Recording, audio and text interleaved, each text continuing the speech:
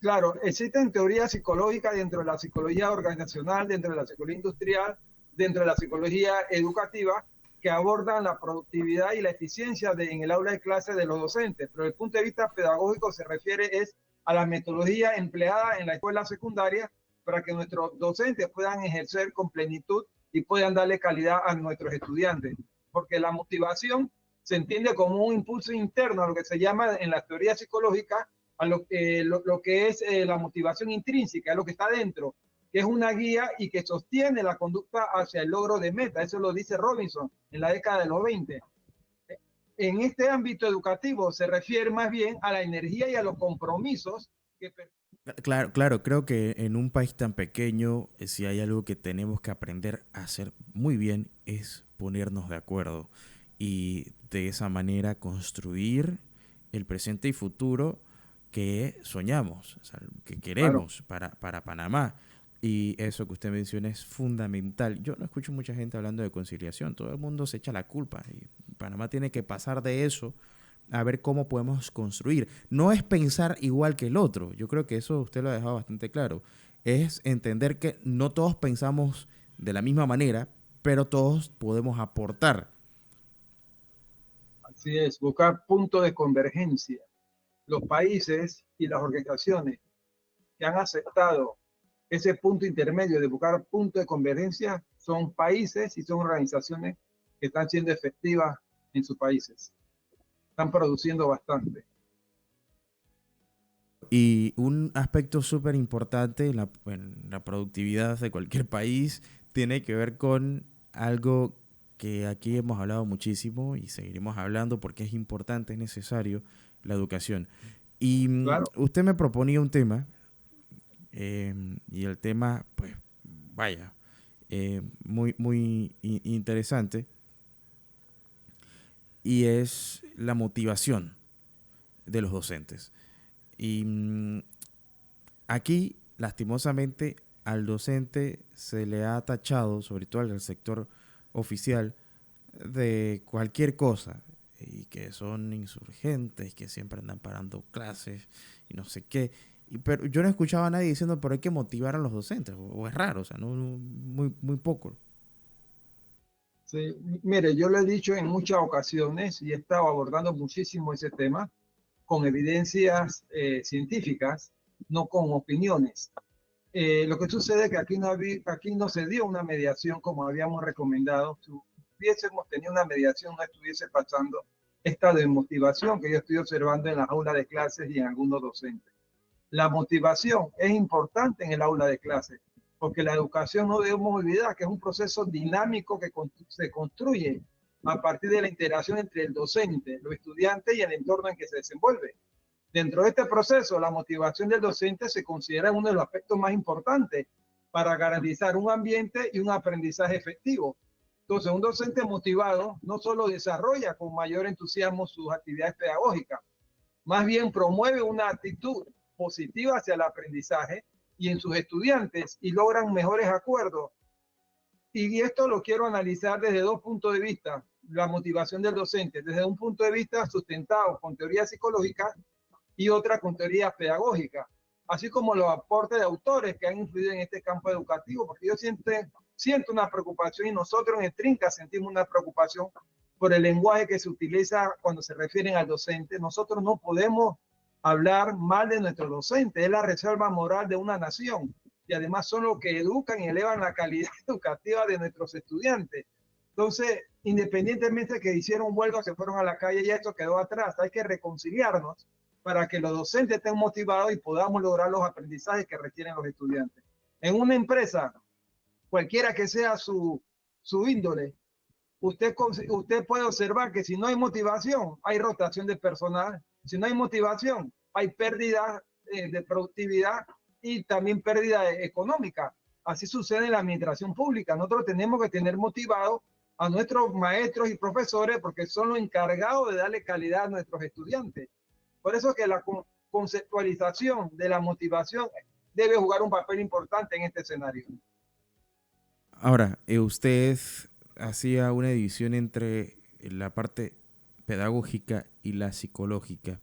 Eh, para entender, ¿no? O sea, ¿cuáles son las grandes diferencias entre ambos aspectos? Claro, existen teorías psicológicas dentro de la psicología organizacional, dentro de la psicología industrial, dentro de la psicología educativa, que abordan la productividad y la eficiencia en el aula de clase de los docentes. Pero desde el punto de vista pedagógico se refiere a la metodología empleada en la escuela secundaria para que nuestros docentes puedan ejercer con plenitud y puedan darle calidad a nuestros estudiantes. Porque la motivación se entiende como un impulso interno, a lo que se llama en la teoría psicológica a lo que es la motivación intrínseca, lo que está dentro, que es una guía y que sostiene la conducta hacia el logro de meta. Eso lo dice Robinson en la década de los 20. En este ámbito educativo se refiere más bien a la energía y a los compromisos que persisten en el docente cuando se manifiestan en todo el proceso de enseñanza-aprendizaje. Miren, ya en la década del 40, Abraham Maslow, que es la teoría más antigua que se conoce de motivación, de este siglo que pasó, hablaba que la motivación surge a partir de la satisfacción de las necesidades humanas. Él hablaba de una pirámide y lo máximo era la autorrealización. Por eso que es importante que los profesores se perciban a sí mismos que tienen un reconocimiento social, que tienen estabilidad laboral y que tienen un crecimiento profesional, porque eso se encuentra precisamente en la parte intrínseca de la motivación.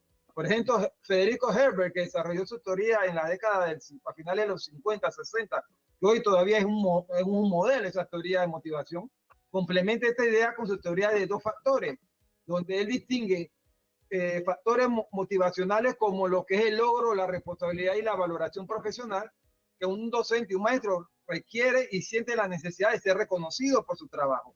Y además hay factores que influyen directamente en el desempeño docente. Y hay muchas teorías que abordan este concepto.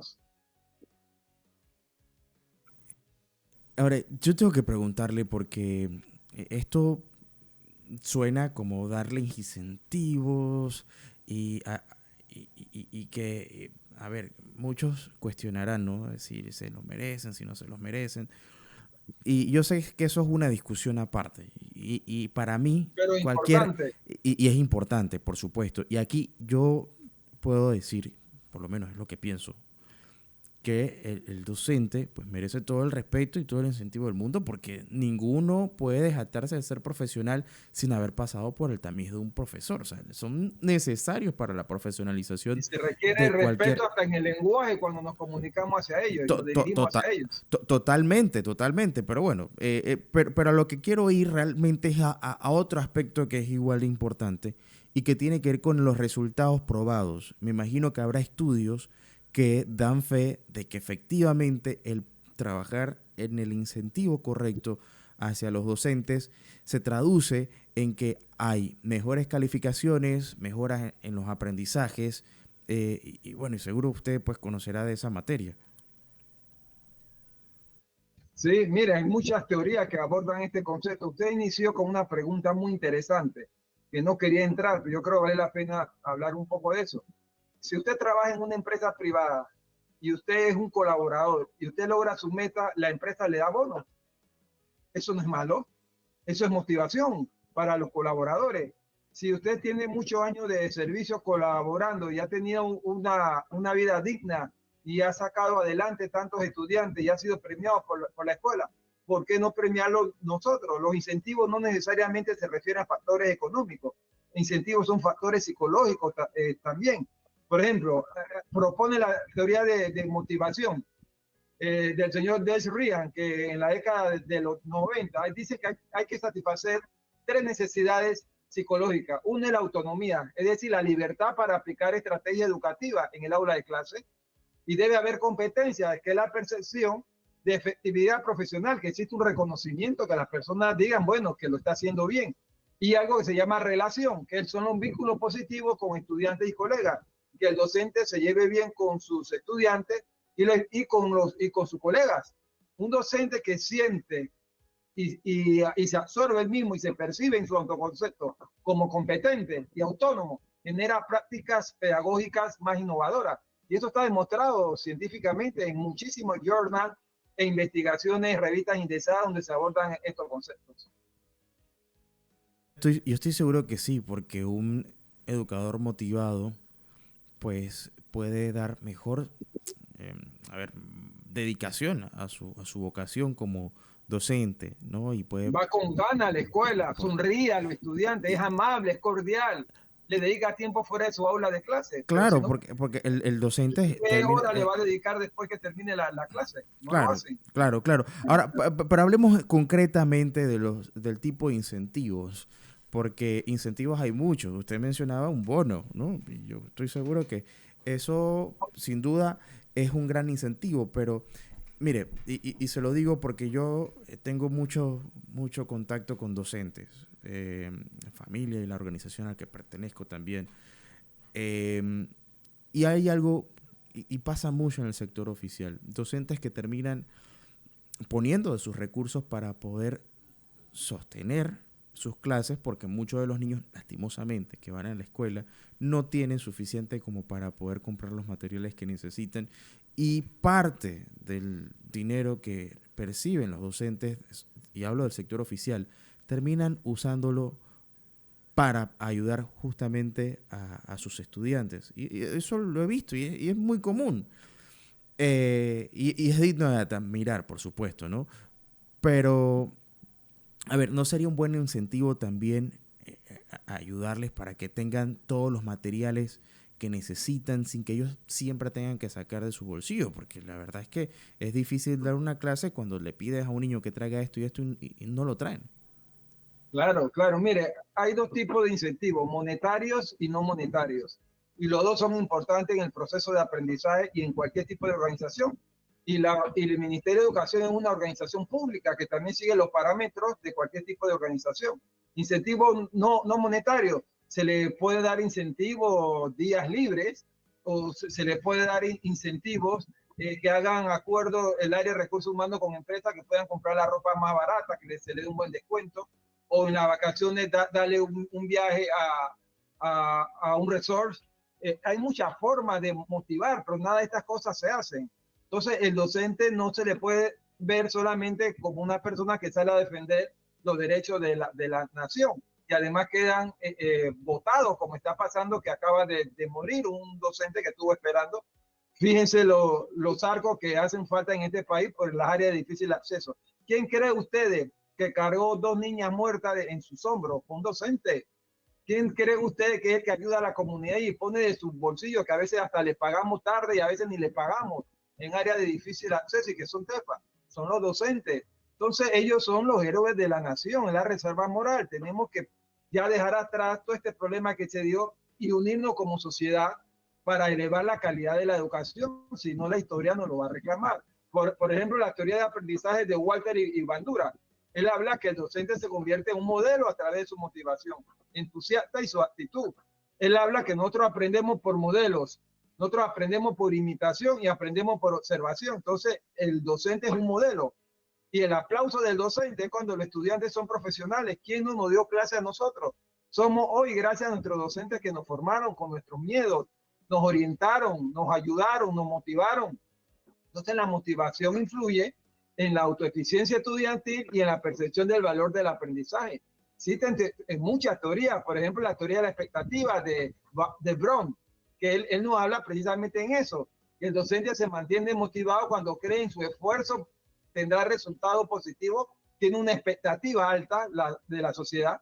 Cuando esos resultados son valorados, ya se habla de los valores intrínsecos que debe tener cualquier profesión, y cuando recibe con recompensas acordes, ya eso se llama instrumentalización en el enfoque conductista. Entonces, ese impacto de la motivación docente en el aula de clase es de primer orden y debe ser visto como una necesidad prioritaria. Por ejemplo, el clima organizacional, que es el ambiente que se desenvuelve en las acciones en el acto de aprender, que es en el aula de clase, promueve un ambiente positivo y colaborativo. El aprendizaje del estudiante mejora cuando hay rendimiento académico y la participación se da con un sentido de colaboración entre el docente, el estudiante y el estudiante y el estudiante y el docente con el docente. Cuando hay innovación pedagógica, el uso de metodología activa y tecnológica. Por ejemplo, todo el bienestar docente, eso disminuye el estrés, el burnout, disminuye también esta patología que se está dando mucho, la procrastinación, que todo se posterga para después, no de parte del docente, también de parte del estudiante. ¿Cuáles son esos factores que fortalecen esa motivación. Fíjese, lo fortalece el reconocimiento profesional. Eso no lo digo yo, eso lo dice en la teoría de Federico Herzberg desde la década de los 60. La capacitación y el desarrollo continuo de Fulham, que hablan desde el 2015. El buen clima institucional, cómo corresponde, cómo contribuye al rendimiento académico. ¿Qué lo debilita? Mire, que es lo que usted estaba mencionando al principio. Lo debilitan la sobrecarga laboral, la cantidad de estudiantes que tienen. Hay docentes que tienen 40, 50 estudiantes. Eso no puede ser. Tenemos que tener un promedio mínimo. La falta de apoyo administrativo, todas esas cosas las debilitan. Los salarios, cuando no son competitivos en las áreas de difícil acceso. No quieren porque no se les paga y se les paga tarde. Y además el problema para poder ingresar. La falta de recursos pedagógicos, no tienen materiales, no tienen tecnología, no tienen infraestructura, están en mal estado. La falta de luz, de agua, de tecnología, de internet. Esos son los que debilitan estos procesos. Entonces ellos tienen que ingeniársela cómo proceden para ayudar a los estudiantes. Es decir, la motivación del docente es básica y es un determinante social y fundamental para el éxito en el proceso educativo. Mire, y yo me pongo a pensar sobre todo la sobrecarga de trabajo, ya por ahí estamos empezando mal. Y es un mal que viene de arrastre, porque eso no es nuevo. Desde hace mucho los docentes, y hablo mucho del sector oficial, porque creo que aquí donde tenemos los retos realmente están en el sector oficial, Claro. que es el que cuenta con, irónicamente, ¿no? Con muchísimos recursos, porque solamente el 7% del PIB es una bestialidad. Pero, a ver, en ese sentido, ¿qué se ha hecho hasta ahora que usted pueda compartir? Porque sí sé que ha habido iniciativas, lo que no sé si se le ha dado realmente la medición correcta o el seguimiento para ver si efectivamente han podido cumplir con sus objetivos o sencillamente fue una estrategia, bueno, no debe ser una estrategia, sino pues un programa que se implementó, no se siguió, o sea, no sé cómo está eso en Panamá. Mire, yo les puedo hablar de mi experiencia. Nosotros logramos hacer en ese momento, repartimos más de 400 a 500 becas a los profesores, tanto del primario. Usted sabe que los profesores de primaria en ese momento eran muy pocos, los tenían en grado de licenciatura. Eran maestros de la Normal de Santiago solamente. Y nosotros le dimos beca para hacer especialidad, maestría y algunos hasta doctorado. Pero esa beca no la administramos nosotros en el Ministerio de Educación, porque yo no quería tener ese problema político de todos los diputados y todo el mundo pidiendo que se le nombren a dedo en esa beca. Nosotros hicimos el traslado al Senacid y estaba Julio Escobar en ese momento de director y estaba Félix Castro, director del IFARU. Hicimos un acuerdo y se le envió a todo ese dinero y ellos lo manejaron de acuerdo a los criterios que establecía el SINACID. Muchos profesores se grabaron con su maestría, doctorado, con especialidad y mejoramos la calidad. Ese programa se detuvo en ese tiempo y ya no se siguió. Ese es un incentivo no monetario, darle beca a nuestros profesores, porque eso ayuda a la competitividad de nuestro país y ayuda a la motivación y ayuda a elevar la calidad también, porque ahí se debe involucrar con mayor dedicación y creatividad, y son más creativos en el aula de clase. Eso crea mayor innovación. Esto influye directamente en el aprendizaje y en el desarrollo de la motivación también de nuestros estudiantes, porque es imprescindible que nuestro sistema educativo y las instituciones escolares no cuenten con docentes con la mayor calidad académica, es decir, con su formación académica. Ellos vienen, cuando ellos regresan, ellos apoyan las estrategias hacia la escuela, ellos desarrollan todo el tema de la formación y reconocimiento y fortalecen la motivación de todos sus estudiantes y de sus propios compañeros y se convierten en un modelo social. Y yo le transmito lo que he escuchado a algunos docentes, porque sí ha habido programas, yo creo que esta parte es muy importante, que en algún momento iniciaron y y bueno, ni siquiera terminando el gobierno, sencillamente intentaron aplicar los conocimientos que aprendieron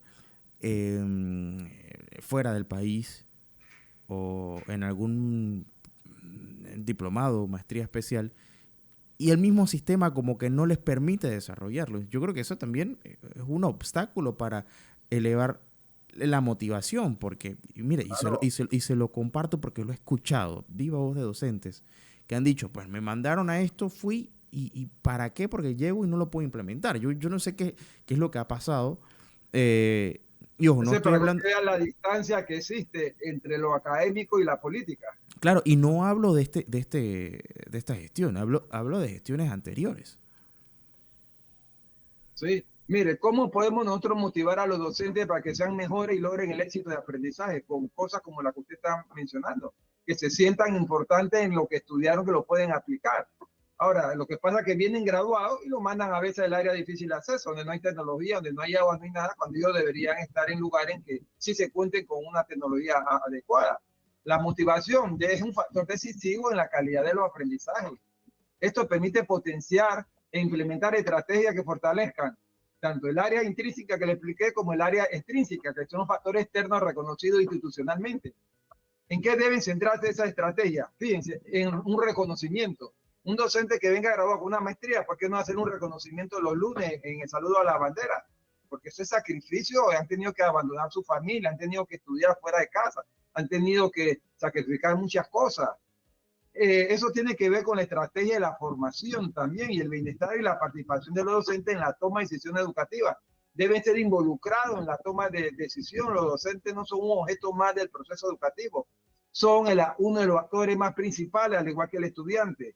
Entonces, merecen una estrategia de mejoramiento continuo. Necesitamos hacer una carrera docente. No existe una ley que hable de la carrera docente como lo existen en todos los países.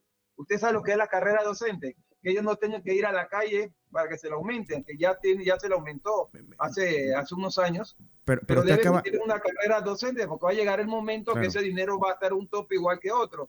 Para que eso no existe, debe haber una carrera que tipifique claramente los postulados y cómo se debe hacer y cada qué tiempo se puede hacer. Y no es entre que cabe 100, es a través bueno, del mérito, es a usted través de los acaba, estudiantes que gradúen.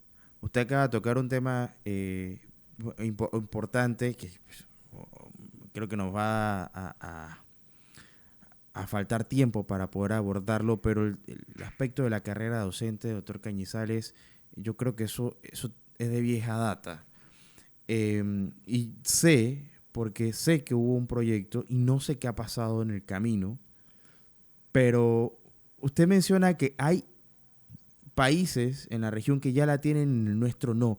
Aquí se le ha aumentado a los docentes, que me parece que es excepcional, pero a ver, de aquí a sabe Dios cuándo se vuelve a revisar un aumento en el salario y en algún momento eso va a pasar. Yo creo que esta es una gran oportunidad, es donde estamos ahora, para debatir y encontrar los puntos eh, importantes para de una vez por todas acabar con el negociado y la politiquería que existe, sobre todo en el tema de los nombramientos, y no de los primeros docentes, sino lo que usted decía, ir escalando, ir subiendo en la escalera a partir de los méritos académicos.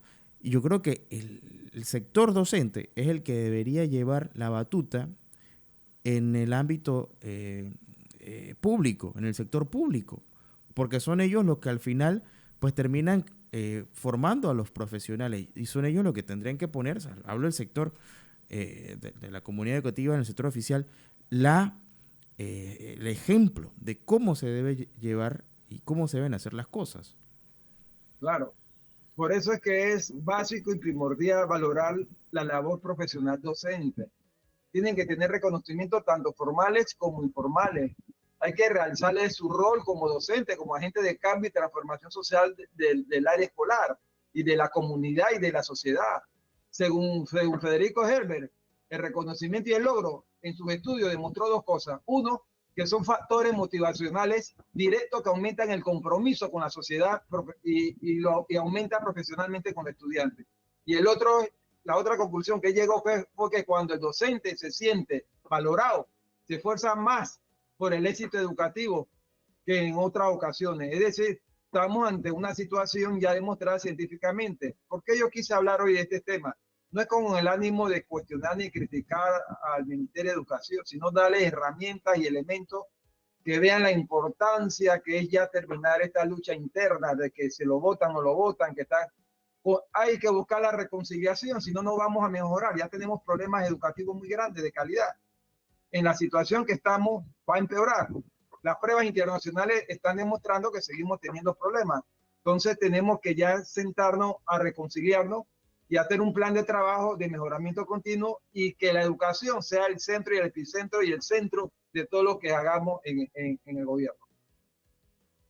Yo tengo una hipótesis, y digo hipótesis porque es una idea. Si tú tienes a docentes motivados, los tienes atendidos, que debería, para mí ese debería ser la prioridad del Meduca, el docente, para que el docente entonces se enfoque en los estudiantes, Claro. no tendrían, o sea, razones para tener que salir o bloquear. O sea, yo creo que es parte y parte, ¿no? Porque yo sí considero que el docente está para eso, tiene que estar dentro del aula de clase junto con los estudiantes, pero también entiendo que a veces el descontento viene pues, por razones, y digo, o sea, son problemas de vieja data, no son aspectos que vinieron de unos años para acá, ya llevan mucho tiempo. Mi gran Es que protesta, las decisiones ajá. que tomemos tienen que ser tomadas con decisiones con base a evidencias.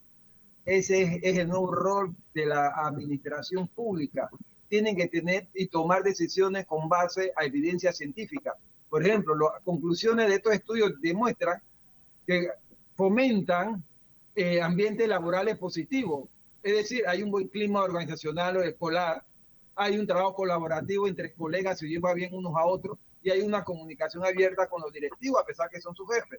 Mire, en el año 18 se hizo una investigación con el doctor Bolívar. Él señaló que un clima laboral sano potencia la innovación, mire, pedagógica y la satisfacción personal del docente. Estamos hablando que ya hay suficiente información, solamente tenemos que empezar ya a ejercer, porque esto permite al docente que diseñe sus propias estrategias de mejoramiento continuo y que participe en las decisiones curriculares y evaluativas, no que las decisiones vengan de arriba, de la dirección. Tiene que hacerlo partícipe en ese proceso de cambio. Las personas cambian cuando ven una luz en este camino de oscuridad. Las personas cambian cuando lo hacen partícipe en ese proceso de cambio, no cuando se le impone, no cuando se le decreta, sino cuando participan en ese proceso de cambio. Por eso que dice Rian, que es otro autor muy famoso, que la autonomía es una necesidad motivacional esencial que impulsa la creatividad del docente. Hay suficiente evidencia científica, suficientes conclusiones que se pueden decir para mejorar los centros escolares y la motivación del docente. Sin duda un tema sumamente amplio y por eso es que cuando empezamos a hablar de educación nos quedamos sin tiempo suficiente porque hay tantas cosas. Lo importante es que lo podemos conversar aquí los martes, exponer, pero también las ideas para poder solucionar un problema que no es de un sector, es de toda la sociedad. Y remitiéndome un poco a lo que usted ha expresado en algún momento, es un problema de seguridad nacional. Hay que solucionar el tema de la baja calidad educativa de alguna manera y pese a que se hagan los esfuerzos, hay que seguir hablando del tema.